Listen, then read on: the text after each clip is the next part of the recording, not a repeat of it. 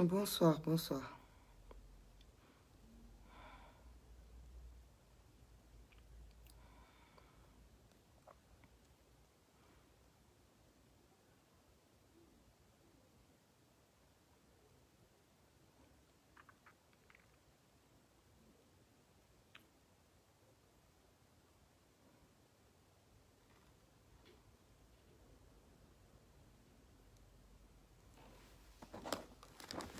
Assalamu alaikum. Bonsoir tout le monde.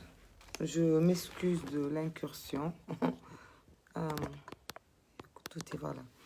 Donc assalamu alaikum. maa ngi jéggalu ñëpp di nuyu ku nekk ci turam ak santam. Soxna Anta Mbaye ziar naa la. di nuyu yéen ñëpp ñi nga xam ni yéen a ngi door a egsi ak ñi ñëw ci kanam. di jéggalu ci gëj a déggante bi bu baax a baax di wax ni suma xel mu ngi ci yéen. di ñaanal yàlla ñi nga xam ne ñoom ñoo fi génn àdduna ci jamono yi ñëpp ñu ngi leen di ñaanal yàlla suñu borom xare leen àjjana di ñaan yàlla ñi nga xam ne ñoo fi dese seen bakkan dese seen wér-gu-yaram ñu gën ko sàmm te gën ko def yitte parce que àdduna bi léegi survivre est vraiment un don de Dieu dund fi jamono yu yombul wér fi itam yombul ndax fi àdduna bi toll la ak fi réew mi toll man nag damay def live bi vraiment pour taxaw seetlu parce que am naa njaaxle lool gis nañu tey ak fan yi passé stratégie bi nga xamante ne moom la nguur gi jël ci vaccin yi vaccin guddi vaccin bëccëg vaccin ngoon vaccin xaaja guddi saa su nekk rek waxi vaccin la ñuy wax léegi jàll nañ sax ci étape bu wax ci préparation vaccin bi on parle carrément de déploiement d'effectifs pour encadrer vaccination boobu ñu dem nag ba nga xam ni on a vu ministre de la santé Abdoulaye Diouf Sarr ak ay équipe am ñuy réceptionner ay matériaux ay congélateurs ay frigo di wax ni ñu ngi waajal fin mars xaw ma fin février xaw ma fin mars jot ay vaccin yu ñu war a conserver région bu nekk dina am ay congélateur ak ay frigidaire pour recevoir vaccin yooyu ñu am nag wax dëgg yàlla benn xeetu njaaxle bu am ci sunu xel yi parce que ñun dañu mënul comprendre sunu autorités yi lan la ñuy daw bay daanu lan mooy seen problème yow tu n'es même pas capable de commander assez de vaccins pour ton pays. Ce matin, on te dit, initiative COVAX bi daf la wax ne AstraZeneca moom ngay jël ou rien. À mon choix. Tu n'as même pas le choix de ta politique. On t'impose un vaccin. Et le vaccin en question, on t'en donnera 1300, 1,3 million. Kit. Sachant que benn nit bu nekk ñaari dose lay jël donc c'est divisé par 2 boo ko divisé par 2 mu ñëw nekk 650 000 personnes yow lan ngay daw bay daanu lan mooy le problème c'est quoi le problème dañuy nag taxaw seetlu parce que Sénégal bëri na bruit bëri na bruit lu nekk nga fi am on parle de choses yoo xamante ne kenn xamul ban sens la am pour la population def na nit ñi couvre-feu les ménages sont en train de s'écrouler dëkk baa ngi metti mais tout roule lépp a ngi avancé normal mais léegi nag ngeen bëgg a def ci biir xelu nit ñi que amul beneen solution de nous échapper que le vaccin et ce vaccin-là vous n'êtes même pas en mesure de commander le vaccin qu'il vous faut ou qu'il nous faut ou les doses qu'il nous faut vous attendez qu'on vous impose des vaccins c'est-à-dire que li ngeen xalaatoon di ngeen ko jëlee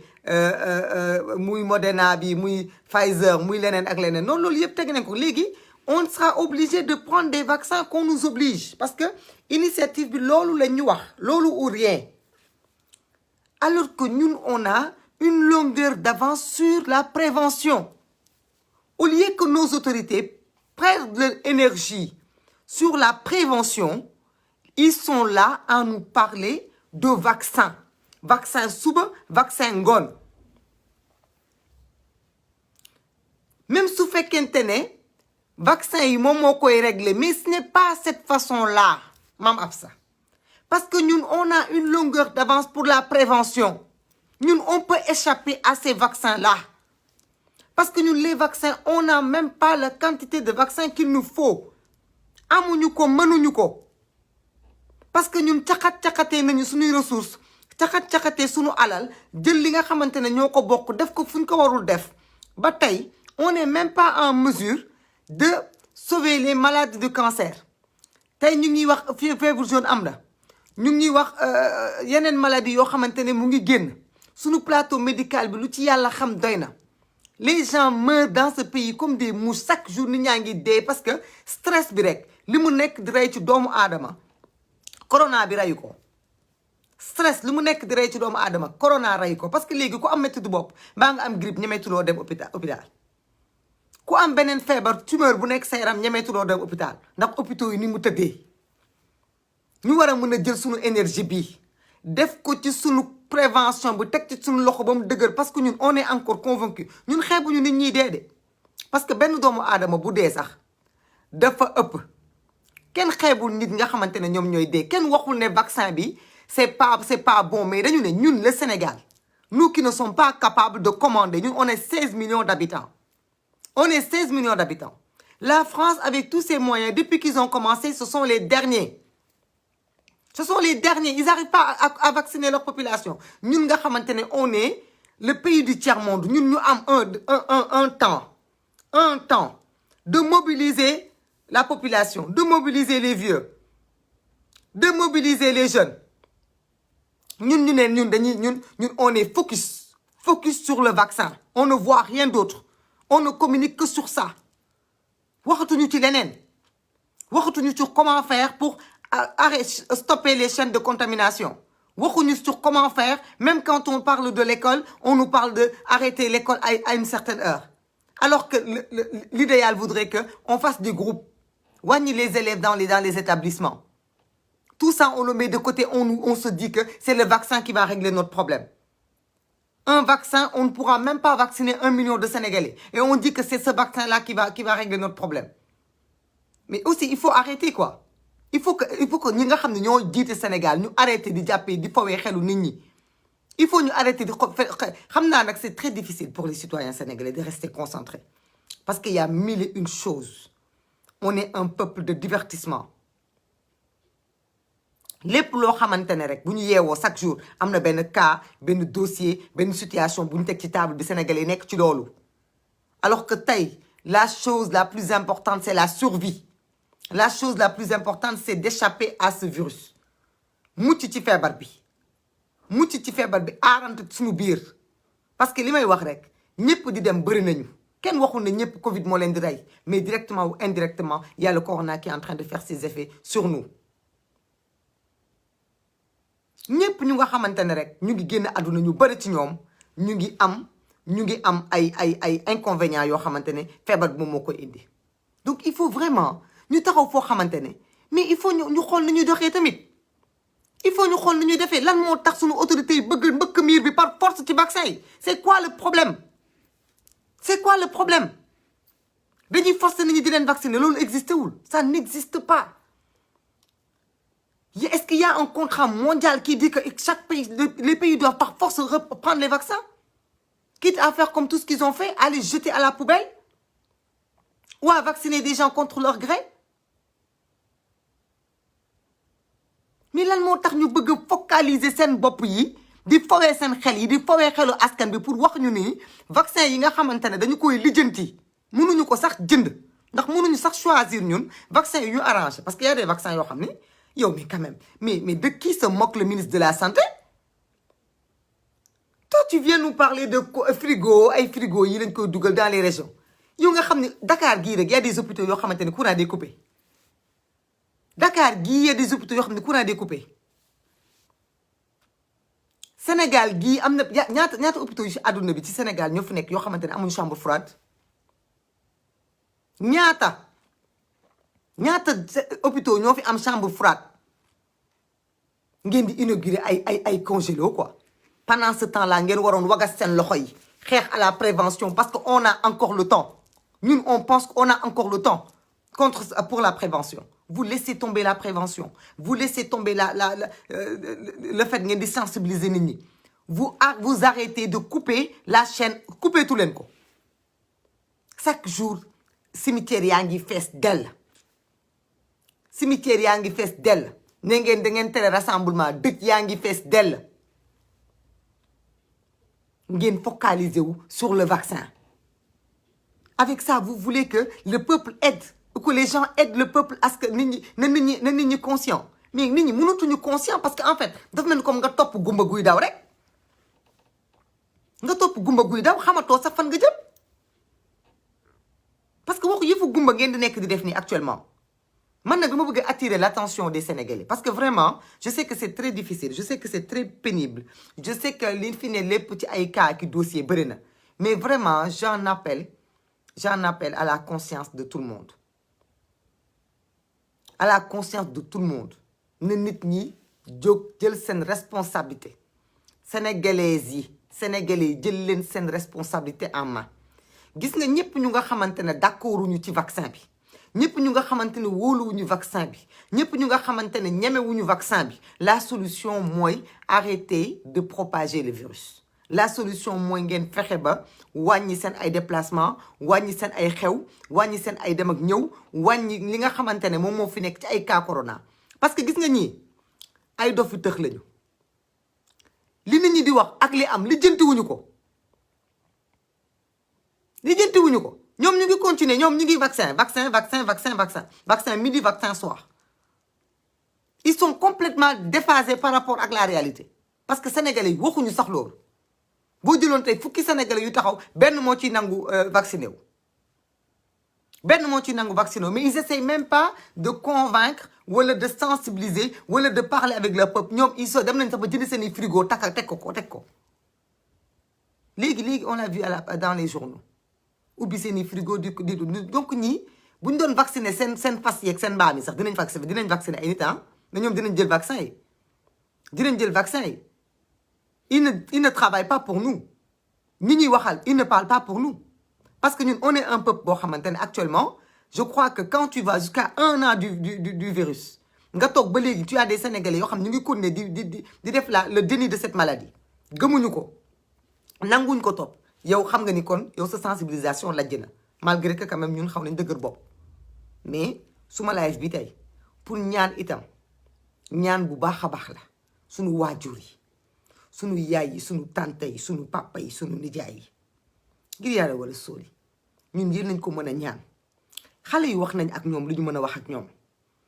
nit ñi wax nañ ak ñoom lu ñu mën a wax ak ñoom mais yéen mag ñi la ñuy waxal. Koñ boo dem fekk fa tantu dëj yaa ngi mel ni tulleeg mal kenn mënu koo expliquer foo dem fekk fa dëj. Dëgg la si sunu culture dañu bëgg di defante di sàmmante di defante jàmm képp koo xamante ne xewle nga sa ay moroom dem fekk ji la sa ay baal leen ma.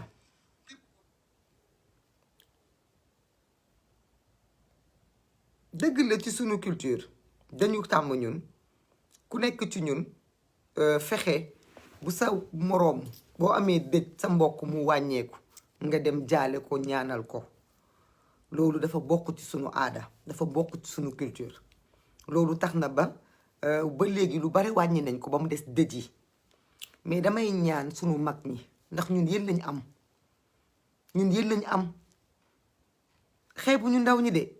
ñàkk weddiwuñu sunu jeunesse ndax xam nañu on a besoin de la jeunesse pour xeex. Mais ñun mag ñi dañ leen a soxla ci àdduna bi soxla leen ci réew mii di Sénégal ngir yàlla wala son yéen ñu mën a dimbale sunu yaay yeeg sunu papa yeeg sunu yaay takk bu am yéen a fay dem. Lu ngeen wan a wax xale yi man wax xale yi takk yi yéen a fay toog yéen ay takk saal bu ñu wane yéen a fa nekk ngénte yi yéen a fay nekk sunu yaay yi sunu bàjjen yi sunu papa yi sunu maam yi yéen a fa nekk dëj yi yéen a fa nekk yéen a fay yendu. Kenn terewu leen ngeen dem dëj mi ngir yàlla wala suuri bu ngeen demee dëj ba jaale ba pare jóg leen ngeen ñibbi lan ngeen di def ci dëj yi bis bu yàlla sàkk nga gis dëj bii bu subaa nga gis dëj bee bu gannaaw subaa nga gis dëj bële ñu bëgg ko rangle noonu jooy nañu jooyoo jooy ba yoratuñu ay rangooñ yàlla mooy reye de ñun ñëpp loolu lañ nangu kenn waxul le contraire ñëpp xam nañ ni yàlla moom ku sa bakkan ku say bis mat mu jeex mais dañu ne fii àdduna bi toll fii feebar bi toll jaaxle nañu jommi nañu xamuñu nu ñuy def ba aar leen wax nañu wax ak xale yi ba sonn yéen mag ñi nag yéen a ci des ñu wax ak yéen ndaxte seen kol yi ngeen gàddu di dem ci mariage yi di dem ci ngénte yi di dem ci dëj yi di fa yendu di fa lekk di fa naan loolu wóorul fii ne nii kenn desatul mag ci sa kër ñëpp a jooy yi màgget bis bu yàlla sàkk comme nee nañu yéen màgget yi yéen a ci gën a nekk ay cas yi nga xamante ne yéen a gën a nekk en danger xale yi kenn mënu leen a téye xale yu ci bare masque sax duñu ko takk waaye itam nañu waxante dëgg xale yi bu ñu takkee masque itam ñëw ci kër gi te yéen toogu leen de mag ñi tooguñu de magu Sénégal yi tooguñu nañu waxante dëgg rek xale yi inconscient nañ lool mais mag ñi itam tooguñu mag ñi nañu bàyyi dëj yi paa yi nañu bàyyi takk yi bu ngeen mënta ñàkk dem ci takk su ngeen demee takk dekk leen juróom wala fukk ba jamono tane bu jamono gënee neex ngeen def na ngeen doon defati du ci wàññi dara bu mënta ñàkk ndax dëj kenn mënu koo tànqamlu bu ngeen demee ci dëj yi saxaw ca buntu ba jaale bañ faa yendu waaye nan ngeen di demee ci dëj toog ci benn bërëb di lekkandoo di naanandoo te kenn ku ne nag bañ ba tëdd ci suuf ne du feebar bi amu fi te bis bu yàlla sàkk ñu tàggat ji ay nit dana màtteeg du màtte nañ ku ne ci ñun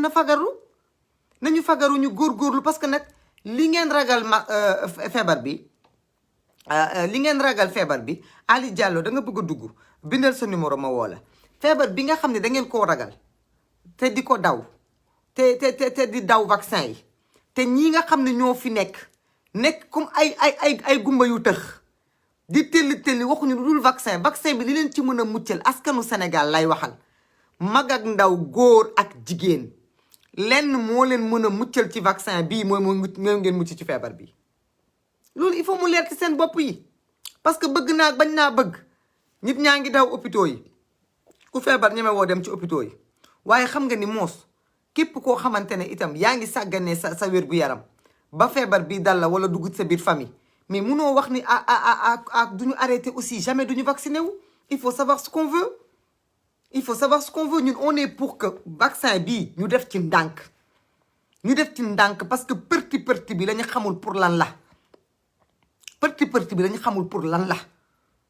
parce que nag ñun dañ fay yor jàngoro yoo xamante ne moo gën a graaw gën a dangereux corona bi ci sunu yaram yii cancer baa ngi fii di rey loo xamante ne tey rek li presse bi wax li cancer di rey beneen feebar reyu ko fii Sénégal ndax plus de 7000 et quelques cas lay rey yaa ngi dégg sur 10 000 kon foog naa ni loolu nañu ñaan sant yàlla du sunu 500 Covid yi yemu ko fii xeebuñu ko nag mais dañu ne on a largement le temps fii dañu gisul lu fi waaye jar ngay daw bay daanu bay rajax-rajax yi mais nag loolu autorité yi lañ ko mën a wax te foog naa ni kenn obligé wul kenn mu vacciné wu te kenn loolu du mës a am ci Sénégal ndax ñoom xam nañ ko sax ni mënuñu toll ci état boobu mais dañu ne su fekkente ne itam dañu ne les gens ne veulent pas se faire vacciner il faut aussi que nit ñi ñu am taxawaay bu war a tax ñu mën a stopper propagation virus bi parce que lenn rek mën a nekk ñu joxante loxo xeex ba mbas mi dellu ginnaaw ni mu fi delloo woon ginnaaw ba Europe ak ñeneen ak keneen xam ne ñun on n'est pas dans le même état d'esprit que ñoom gannaaw ñun suñu dirigeants yi ñoom bëgguñu xam loolu mais foog naa ni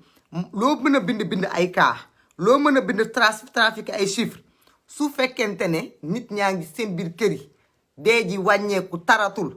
kenn du wax ne par la force vaccin bi moom moo ñu mën a sauver ci pandémie bi mais tant que nag pandémie bi mu ngi yokku pandémie mu ngi continuer di gën a bëre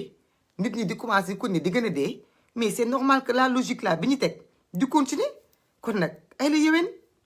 ku ci bëggul vaccin bi fexeel ba taxaw ci xeex ci feebar bi mais man du ma vacciné wu man du ma takk masque man du ma def geste barrière man du ma toog loolu c'est pas possible Ali xaaral ma jël la ma may tuuti rek ma jël ko may leen ma tuuti ma jël kii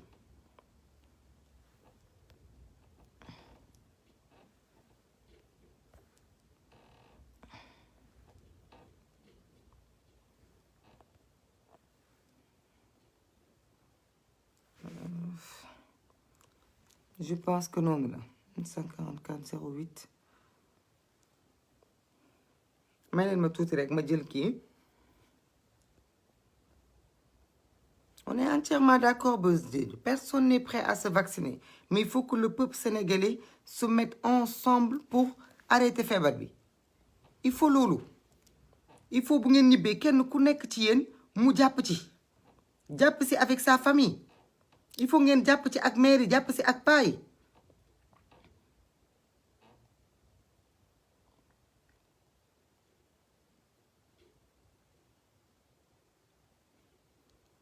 may leen ma tuuti rek parce que kii numéro bi ok.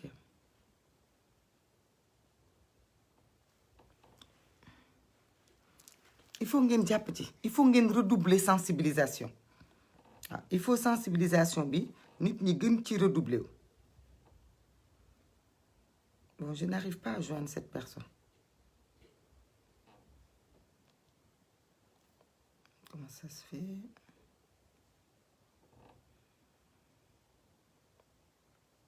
Voilà. Ok.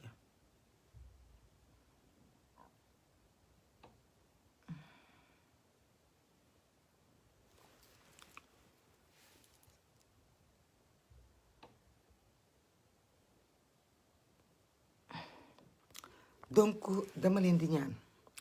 wax dëgg yàlla ngeen gën a góorgóorlu.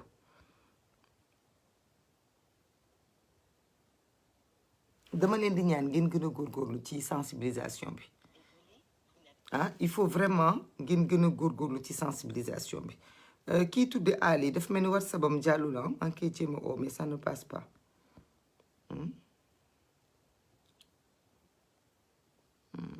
Désolé mais jàllul. Jël naa sa numéro mais jàllul.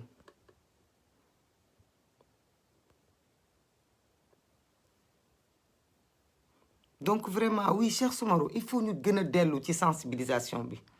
Il faut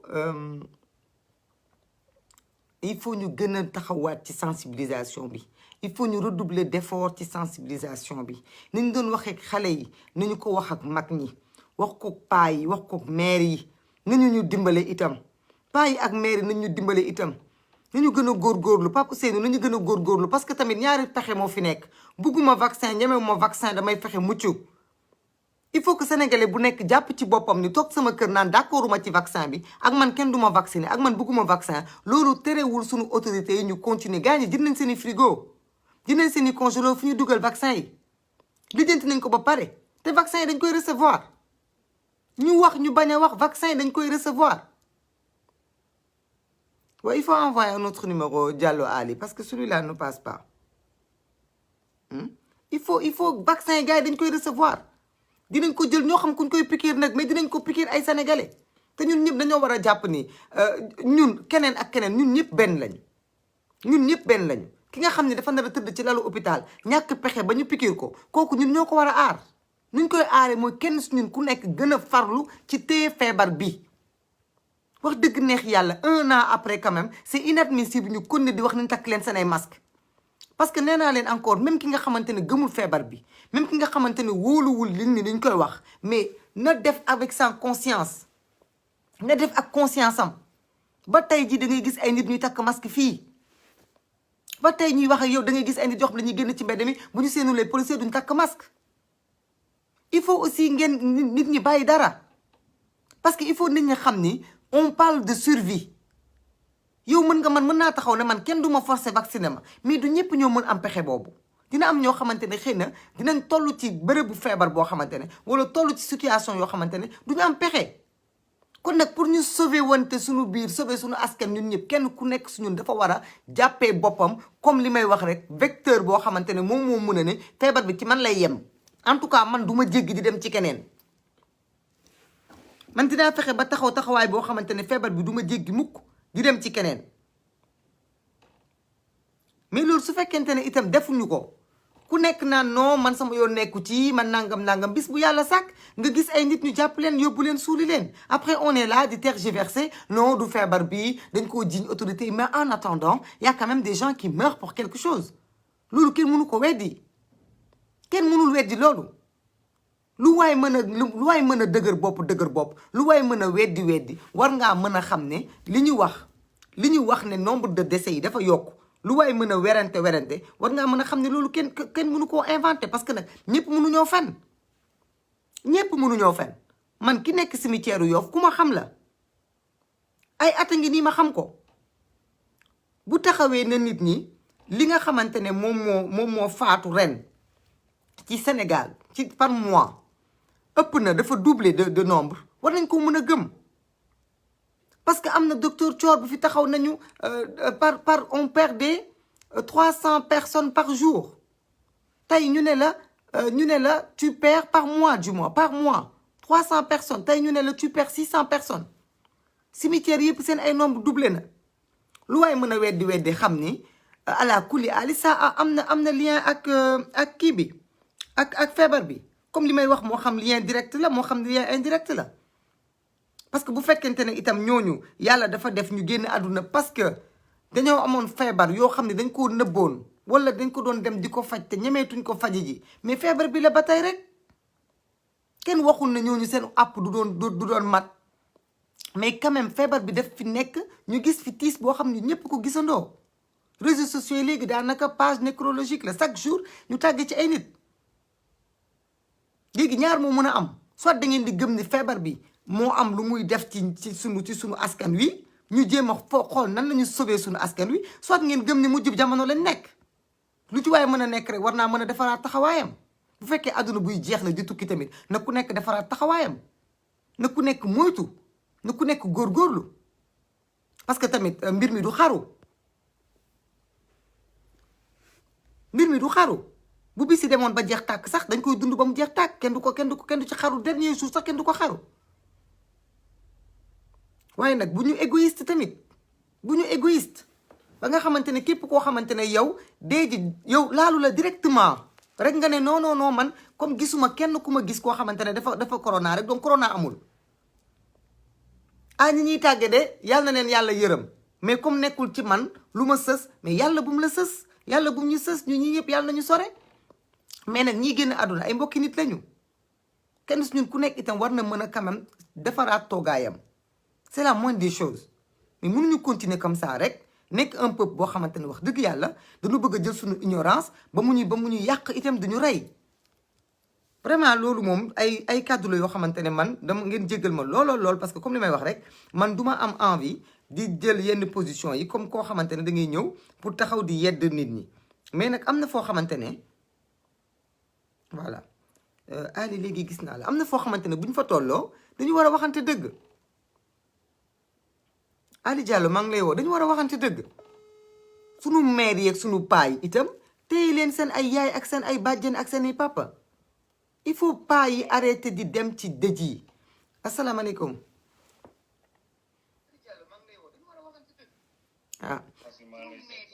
nekkul di waaw ma ngay déglu ak téléphone bi moo tax day am décalement tuuti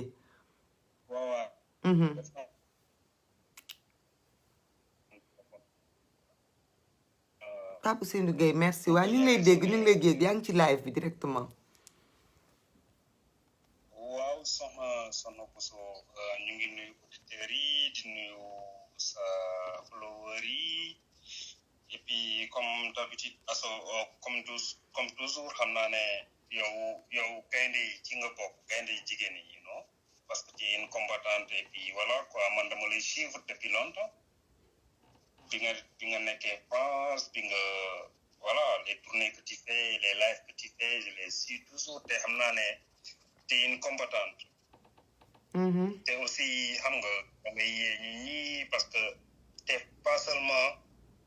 xam nga faroo rek Sénégal mais yow Afrique nga àndal parce que Côte d'Ivoire Guinée Conakry bu ñu amee problème ak tout ça da ngay def live jéem a yeegaay yi jéem a wax ci français jéem a sax da ngay jéem sax bay wax seen français ivoirien et tout ça man j'entends tout quoi et je sais que tu es une combattante et ouais je le sais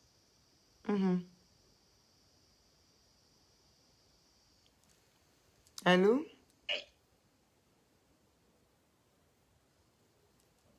allo waaw day dagg waaw day dagg dégg waaw maa ngi dégg waaw. xam nga affaire corona bi c'est vrai que lu am la quoi kenn mënul ne amul mënuñu prouver à 100% que corona amul kenn mënu ko prouver mais man en fait man fi lay dund quoi en Suisse fii damay liggéey fii te fi may liggéey ak ñi may liggéeyandoo am nañu ay kaw corona yu ñu am mais vaccin faju leen ay dafalkan lañ jël comme ay comprimé moom la ñu fajoo te ñu ngi liggéeyaat quoi xam nga mais par contre ñun dañuy am fii ay nouvelles quoi gars yi aso nouvelles yi ñu am fii ñi ci am na ci ay cas yu bëri wala ay cas yu bëri yoo xamante ne dañ jël vaccin bi dañ ko doon essayer si ñoom mais y a eu des décès parce que vaccin bi c'est pas efficace c'est pas garanti à 100% que buñ la vacciner da ngay wér donc man ñi ma xam ñi nga xamante ne parce que j'ai vu 2 cas yi nga xamante ne man damay liggéey ak ñoom te am nañu corona mais ay comprimé moo leen faj vaccin moo leen faj donc j'ai pensé que le dire xam nga wax ko pour nit ñi dégg ko aussi pour ñu xam ko dina doon li nga xamante ne xam nga lu am solo wala lu am njëriñ la ci nit ñi dëgg la cas bi dañu war a respecter affaire yi parce que lu am la mais du vaccin bi quoi parce que vaccin bi faj corona boobu gars yi gisaguñ ko dañuy xam nga business la man je dis que c'est un business ok Ali ok dégg nañ la mais dafal gan la ñu fajoo ba wér te ils sont en Suisse ay bopp yu métti ak yooyu noonu la ñu amoon ñu am cas positif mais il travaille encore parce que voilà faju nañ ci ay garab quoi sans vacciner wu quoi mais comme ni nga ko waxee maa ngi déglu live bi gars yi nañu respecté mesures barrières yi xam nga jéem a clean jéem a set parce que corona bi surtout il faut nga set parce que tilim lay bañ waaw nañu gën a moytu quoi nañu gën a moytu parce que li nga wax moom vaccin bi moom de toute façon Sénégal ñi mu dal seen xel bëriwul parce que ñi nekk même dans le milieu médical d'accord uñu ci mais il faut aussi sénégalais yi xam ne d'accord uñu ci vaccin bi kese toog ci sa ruq di continuer doo takk masque di dem ci xew yi di dem ci rassemblement yi doo moytu aussi on peut pas continuer comme ça loolu tam mënul africains yi ñoo war a am seen fulla ni li yàlla dimbale africains yi ba feebar bi bëriwu fi noonu lañu waroon gën a am fulla taxaw takk suñu ndigga mais dàq feebar bi comme ni ñu ko defee woon ci première séquence bi ba nga xam ni kenn du sañ a wax daf ñuy sarax ay 1,3 million doses oh c'est dommage dafa dagg ah daggul woon de on dirait bon maa ngi jéggalu parce que dafa xaw a gudd dafa dagg quoi voilà donc loolu laa doon wax quoi dañu war a am fulla yàlla dimbali nañu ba nga xam ni feebar bi nu mu def dëkk européen yi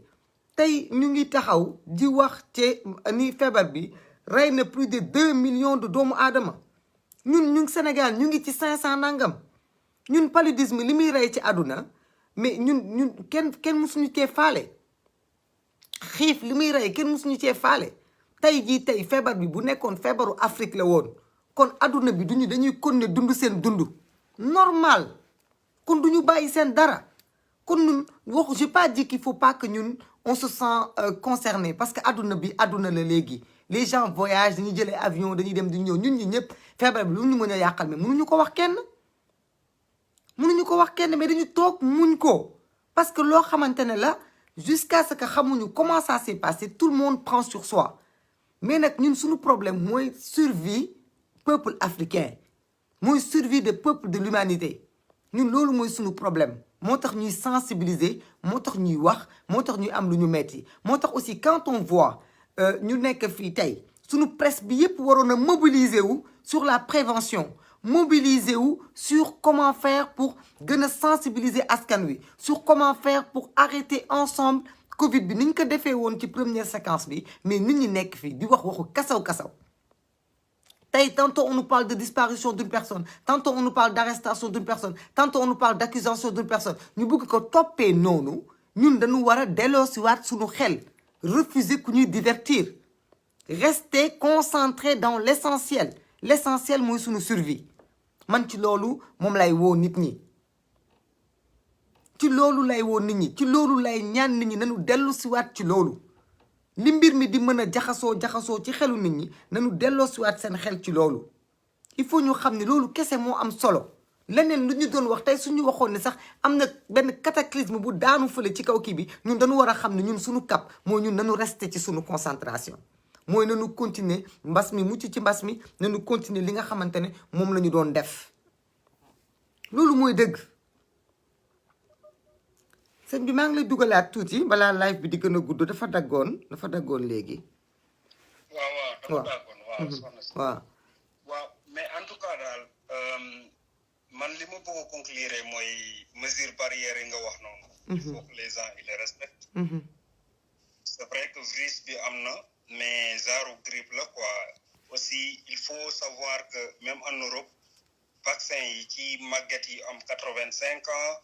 xam nga ak yooyu noonu lañ koy testé comme ça bu doxul ñooñu ñooy testé alors il va falloir que nit ñi au Sénégal parce que feebar bi tilim la bañ donc respecter les mesures barrières et puis il faut essayer que xam nga ñu jéem a clean ñu jéem a rafetal merci Ali merci beaucoup vraiment mais loolu itam il faut ngeen koy def ci réseaux sociaux yi ci seen entourage yi continuer de sensibiliser il faut continuer de sensibiliser aussi xam nga ñun dañu nekk ci xam nga ci parce que au Sénégal dañ nekk ci zone boo xamante ne xam nga you know gars yi dañuy sànni poubelle partout microbe yi et tout ça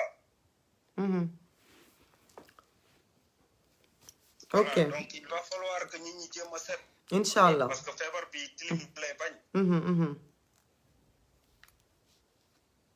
merci beaucoup merci Ali merci voilà, en tout cas daal loolu laa amoon pour wax quoi mais et puis le reste c'est que vaccin bi c'est pas garanti à 100%. Il ne faut pas que gars yi nangu ñu vacciner leen parce que c'est faux. merci beaucoup merci c'est gentil merci. jërëjëf merci c'est gentil. voilà donc xalaatam am na solo il faut ñu gën a farlu ci sensibilisation bi il faut ngeen dellu si sensibilisation bi il faut ñu dellu si ci combat boobu il faut pas que ñu teggi suñu tànk parce que ñi nga xamante ne ñoom ñoo jiite réew mi ñoom ñu ngi continuer di dérouler seen plan te tegguñ ci dara parce que quand tey on parle di wane ay frigo yoo xam ne moo war a recevoir vaccin yi nga xam ni fin mars lay ñëw vaccin yoo xamante ne on n'aura même pas le choix de commander vaccin yi nga xam ne moo adapté wu par rapport ak suñu climat on va nous envoyer des vaccins yoo xam ne il faut les mettre dans des trucs dañ leen war a mettre dans des congélos on nous parle que le dispositif est installé dans toutes les régions du Sénégal on peut en douter parce que on sait que il y a même des problèmes de lits et de réanimation et d'autres choses dans les régions du Sénégal mais ñoom nee nañu pare nañu ba wane seen ay congélateur comme ni may wax rek waxuñu ak sénégalais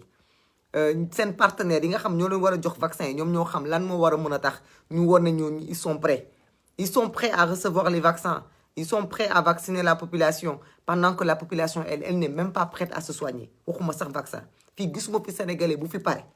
te bu ñu waxantee dëgg rek ministre boobu ci waxtu moom ci boobu il n'est pas prêt moo la gën a ñàkk prêt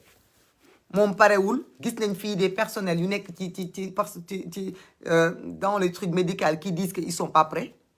qui disent que amul garantie ñi nga xam ne ñoo nekk ci kanam seen bopp ils sont pas prêts à se vacciner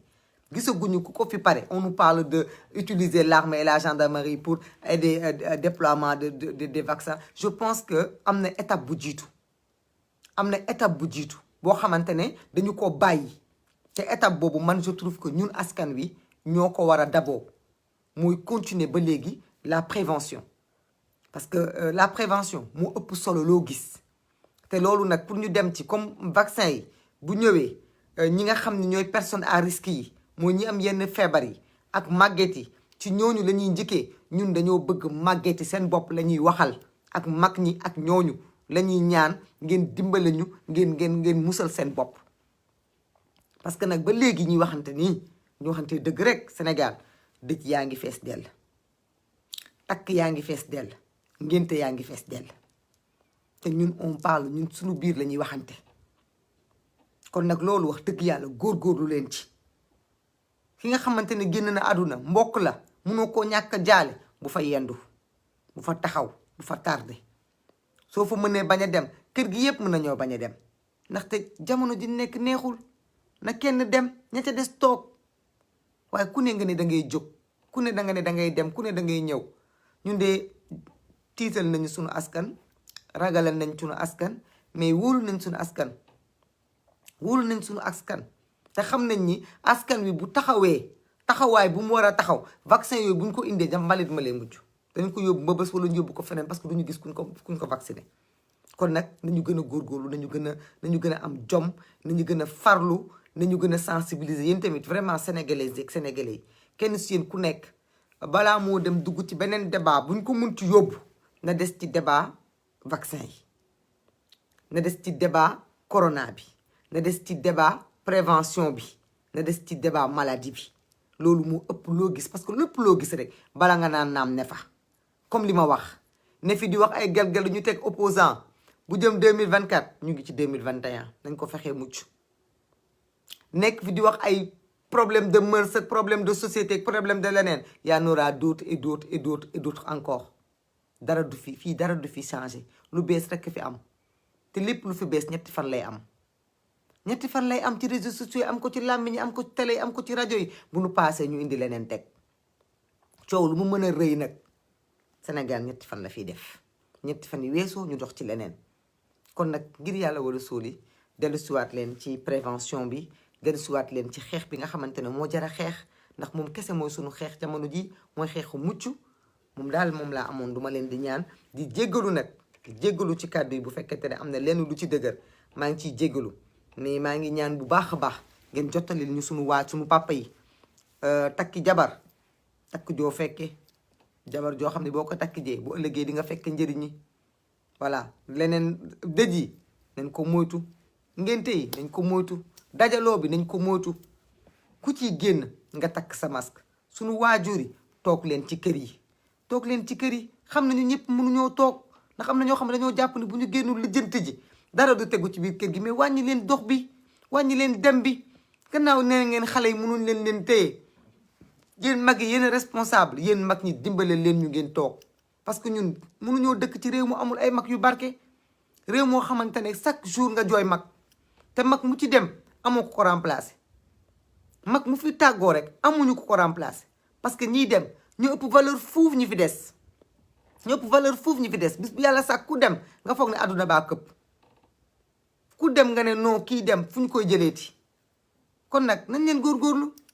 yéen tamit dimbale leen ñu ngeen mën a toog uuf njaboot gi, uuf askan wi, continuer di ñaanal nit ñi, continuer di taxaw ci société, parce que la société a besoin de ces adultes, de ces aînés.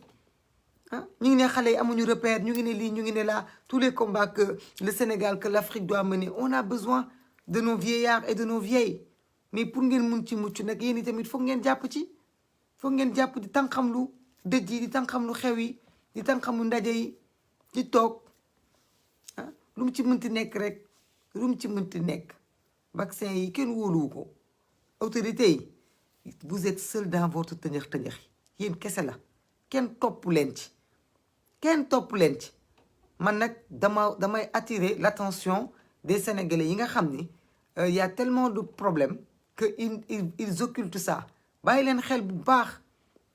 ministre de la santé ak ay équipe am ak communication, bàyyi leen xel bu baax. su ngeen leen bàyyiwulee xel du ngeen xam kañ la vaccin yi egsi, fañ lañ koy commencer, fañ lañ koy mujjee. parce que là on parle de fièvre jaune bi, on parle de vacciner 900 000 personnes. kon bàyyi leen xel bu baax ci li nga xamante ne moom moo nekk di am ci réew mi. bàyyi leen ci xel bu baax a baax a baax a baax a baax a baax. bàyyi leen xel ci seen district yi, bàyyi leen xel ci seen xale yi, bàyyi leen xel ci seen njaboot yi, bàyyi leen xel ci li nga xamante ne moom mooy am ci actualité bi. parce que fii wax ji bare na, wante ñoom li ñuy wax ñu ngi koy jàllale ci suuf. bàyyi leen xel ci loolu. il faut que ngeen bàyyi ci xel bu baax a baax. il faut ngeen bàyyi ci xel di ubbi seen bët yi di ubbi seen nopp yi di déglu bu ko defee fu vaccin am di ngeen xam fan la di ngeen xam naka la di ngeen xam ku koy dox ubbi leen seen ay bët ngeen ubbi seen xel yi ngeen observer mais ngeen moytu ngeen daw ngeen fexe ba def seen ay pexe nu ngeen muccee ci feebar bi. mucc ci feebar bi nag ça ne veut pas dire que ngay dox doo def attention ba am feebar bi nga tëju sa biir kër walla ñeneen yow nga jóg wér. mais am na koo xam ne ma nga ca kër ga moom doxul demul dikkul mais feebar bi ñëw na fekk ko ca kër ga faat ko parce que dafa amoon feebar bu mu am. mucc mooy fexe ba muccal ñëpp ndax kooku bu faatoo dëj ba dana am keneen ka ca faatu dana am keneen ku ca faatu noonu ñu nar ko kunni noonu ba jeex tàkk. loolu tamit ndax ñun Afrique war nañoo nangu suñu extermination di demee noonu war nañu mën a accepter ñun di disparaître de cette façon là non dañu war a jóg taxaw. c'est le moment ñu jóg taxaw conscience bi ngeen di wax patriotisme bi ngeen di wax envie de vous battre bi ngeen di wax c'est maintenant qu'il faut le faire après ce sera trop tard so late maintenant léegi la léegi ngeen di fexe mucc léegi ngeen di fexe bu fekkente ne corona bi ab complot la boo xamante ne da doon fexe pour jàpp leen ngeen fexe ba rëcc ko gën leen koo muus gën leen koo ami pexe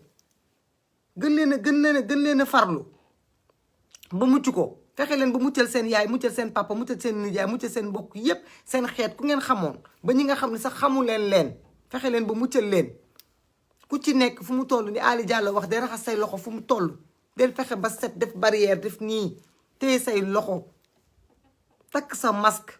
boo amut masque boo xamante ne chaque jour da ngay takk 3 heures de temps nga sànni nga wut masque bu ñuy fóot di ko fóot ba mu set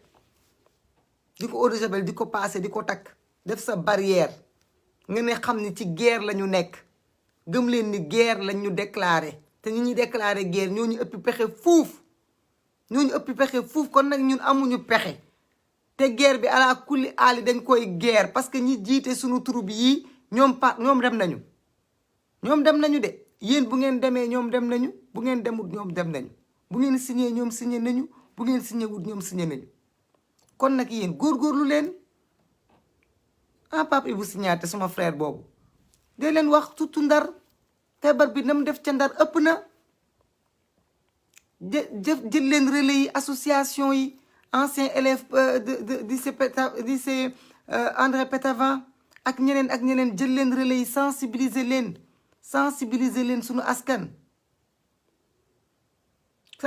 leen suñu askan ñu mun a sauver wu ci feebar bii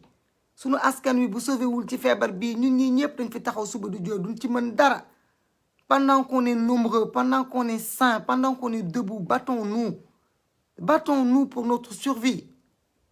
loolu c'est fini il faut que ngeen génne réew seen biir xel am na ñu mën a taxaw def complot pour wàññi peuple africain loolu mënul nekk li mën a nekk kay comme feebar bii ñun gis nañu niñ ci yàlla def ba ñun boobu ba léegi am na ñu bare ci ñun sax am nañu ko te daaneelu leen ñu ngi soox ak moom di dem ak di ñëw am na ñoo xamante ne sax xamuñu sax feebar bi dal na leen mais li ñu ciy mun a muccal mooy sunu mag ñi nga xam ne dañ leen soxla ñu aar leen ñu fexe ba feebar bi dellu ginnaaw ñu joxante loxo bugguñu vaccin yi nanu wér bugguñu vaccin bi nañ fi jële feebar bi mais feebar bi fekk jëlewuñ ko Sénégal jëlewuñ ko Afrique vaccin yi day ñëw ndax ñi jënd nañ seeni congélateur jënd seen lépp teg mel ni kuy jaay glace na ko betti kuy jaay glace ci seddaay bi yow nga tala jëndi congélateur am na lu ko jiitu woon duggoon ci askan wi fexe ba sensibiliser leen ba ñi gëmu feebar bi gëm ko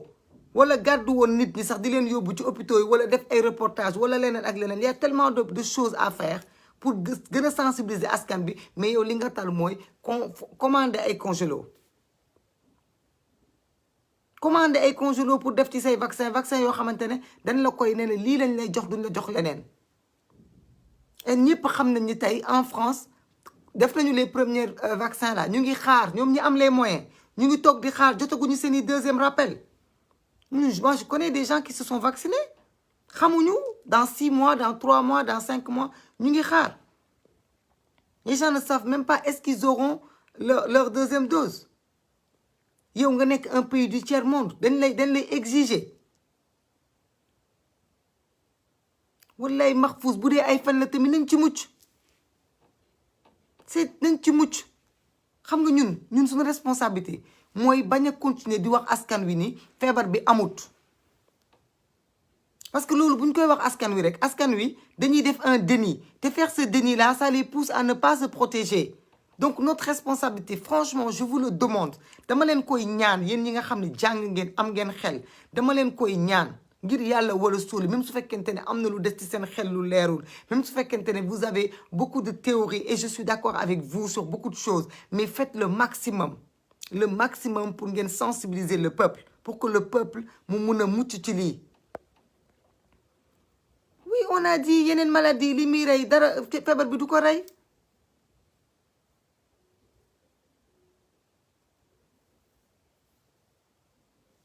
donc dañ leen góorgóorlu nañ leen sauver suñu askan ku ne ci ñun da nga am responsabilité boo am ci peuple bi da nga am responsabilité boo am ci peuple bi. man fexe naa ba nga xamante ne suma ay mbokk xam nañ ni feebar bi am na ba dañu koy moytu parce que bu loolu mu ëpp solo ñu moytu ko ba mucc ci. buñ ci doon mucc sax mucc ci loo xamante ne ay naxee mbaay la moo gën nga bañ a mucc ci loo xamante ne xamoo ko. kon nañu mucc vraiment nañu mucc vraiment yeneen yi ngay dégg yi yépp ay waxu caaxaan la da ngay dem ba nga xamante ne ñun dootuñu sax bëgg dugg ci réseaux sociaux yi parce que doo xamati fan ngay teg sa tànk parce que aussi il y va de notre responsabilité on n'est pas obligé de consommer toutes sortes de bêtises n'acceptons pas de nous divertir. quand on voit que tey ñu ngi gis suñu doom yi ñuy dem ci école yi di am feebar bi di ko yóbbu ci kër yi di jaxasoo ak nit ñi ñu gis cas yi yokku d'une façon boo xamante ne kenn mënu ko expliquer. fii lañ taxawoon wax ko fi ne leen école yi la wax naa ko fii ci live nekk du ma remarqué mooy depuis le début de la reprise de l'école depuis novembre ci le Covid bi yokku ils ont pas voulu nous suivre. mais après qu'est-ce qui s'est passé ils viennent de dire aujourd'hui que dañuy changer quantum horaire bi pour nit ñi daw ci vaccin bi. ça veut dire que ñii dañuy làmbaatu mais lu ci mënti nekk askan wi li koy sauver mooy mu conscient. loolu mooy li nga xamante ne mooy dëgg. il faut que ñu continuer di wax ak sunu askan moo xam dañoo mer moo xam dañu soofantal moo xam nu mu demee il faut ñu continuer. Ce n'est pas facile nag parce que pendant ce temps-là on voit que l'actualité devait être à ça. Assirou Gueye d'accord mais le peuple ne peut pas continuer à se cacher derrière les faiblesses de ses dirigeants. Ça veut dire que ñun amuñu impact dans la population. Ça veut dire que nous donc nous parlons pour rien. Il faut ñu xool li ñu bëgg itam.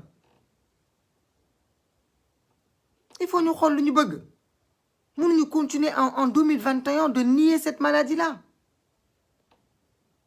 Il faut ñu gëm ko il faut ñu mucc ci même su fekkente ne ñu jiite waxuñu dëgg même su fekkente ne ñu jiite jubuñu li ci mën a nekk lépp bu ñu bëggee fekkee après Covid bi ba mën ko xeex ba mën a changer la trajectoire de notre pays il faudra que que notre peuple survive. L'heure est à ça. Vraiment l'heure est à ça et chacun de vous en est responsable. yéen ñëpp Billy le combattant Aminata Gueye Dieng Ali yéen ñëpp vous êtes concernés yéen ñëpp je peux vous citer mun naa fi toog di leen lay Assirou Gueye yéen ñëpp Bilal Niang yéen ñëpp vous êtes concernés Cheikh Ndaw yéen ñëpp ki ci ne ca daara ba ki ci ne keneen yéen ñëpp am responsabilité sauver askan wi parce que da ngeen yor seeni xel da ngeen yor seeni bët da ngeen yor seeni làmmiñ. Il faut que yéen ñëpp ci yéen kenn ku nekk ci yéen taxawaayu soldat buy mën a sauver askanam te askan wii ma gis boobu ba léegi ñuy wax ñu continuer ci li ñuy dox mag ñi di dem ci dëj yi paa yi di dem ci takk yi mais di dem ci ngénte yi nit ñi di continuer di jaxasoo di def le déni de cette maladie autorité yi continuer di dérouler seen programme di jëndi congélateur ki frigo mais nu ñuy jaay glace di préparer dugal ci ay vaccin di recevoir ay vaccin nañ leen yeewu nañ leen civiliser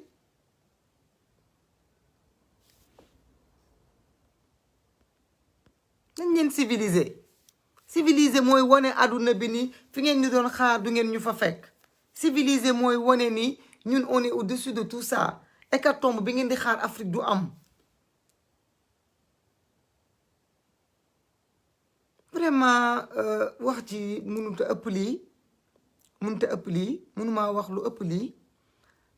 moo tax ma yemale ko foofu. di leen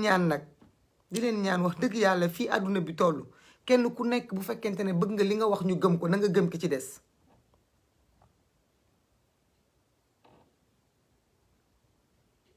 kenn ku nekk ci ñun bu bëggee li sa moroom wax nga gëm ko bu la sa moroom waxee dara gëm ko.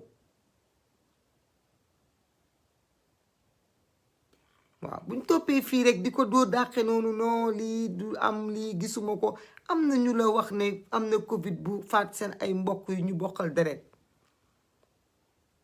yow nga ne musoo koo gis déggoo ko gëmuloo ko mais gëmal kooku kàddoom. mais bu kenn su ñun ku nekk nanguwul gëm sa moroom on va pas s'en sortir. te wax dëgg yàlla un Sénégal sans les Sénégalais. Afrique sans les Africains amalul kenn njëriñ ñun ñi ñëpp amaluñu njëriñ. waaw adduna bi nag noonu lay dundee ñii dañuy dund ñii di dee mais sunu mag ñi nañ leen bàyyi fii ci ba ci kanam ñu gunge ñu. ñun nañ leen dimbale ñoom ñu des fi ñoom it ñu dimbale ñu des fi. donc maa ngi yemale foofu live bi di jéggalu ci wax ji gudd na mais maa ngi leen di ñaanal yéen ñëpp ngeen nekk ci jàmm yal na leen yàlla may ngeen mucc yàlla mucc ñu ñun ñëpp. maa ngi jéggalu nag di baalu ñëpp àq di baal ñëpp àq ndaxte jamono juñ toll nii moom jamono baalante àq la parce que kenn xamul donc yal nañu yàlla may jàmm.